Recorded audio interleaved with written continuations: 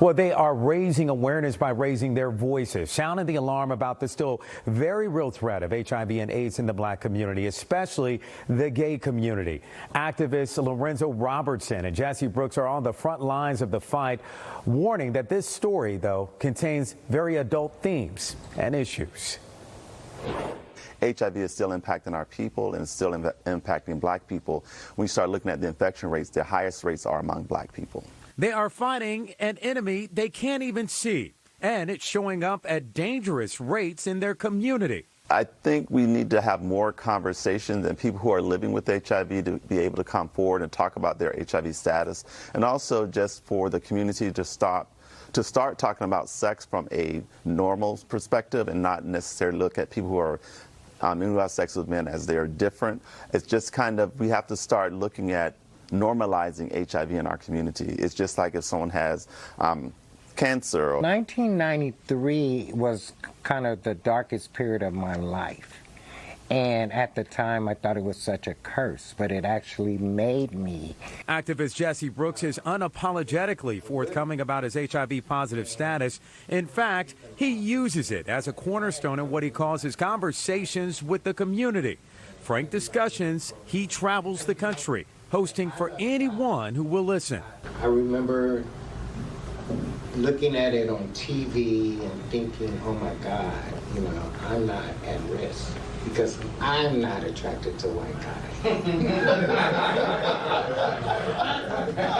How wrong I was. And so was the world and the nation. With the goal of reaching 0 new cases, Jesse hopes to eradicate and inspire by sharing his experiences being HIV positive and how it has shaped his life.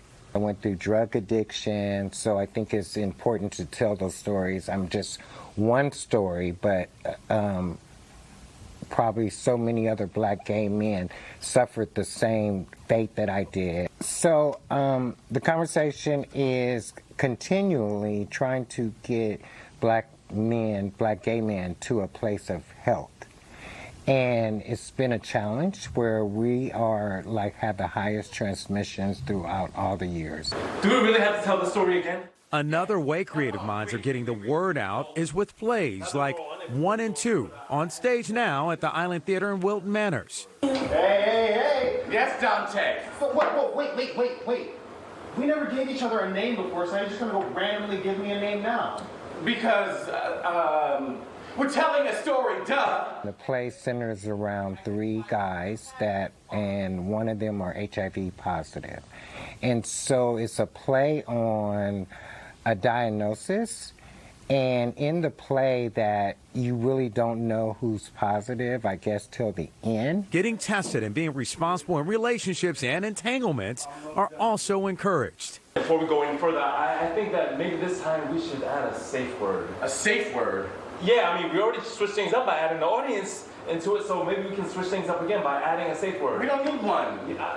When things get rough, I think we do. Medical advancements and drug therapies are key to helping those who are living with HIV and AIDS to stay alive to continue the fight. For a long time, I would go get tested, and I wouldn't get my results. Because in my community, in my family, it was like, what you don't know won't hurt you. And all I know is that people would go to the hospital and then they wouldn't come back. But getting those who need treatment the most has presented another set of underlying problems: racism and discrimination. And then also, a lot of people don't talk about this, but I think just the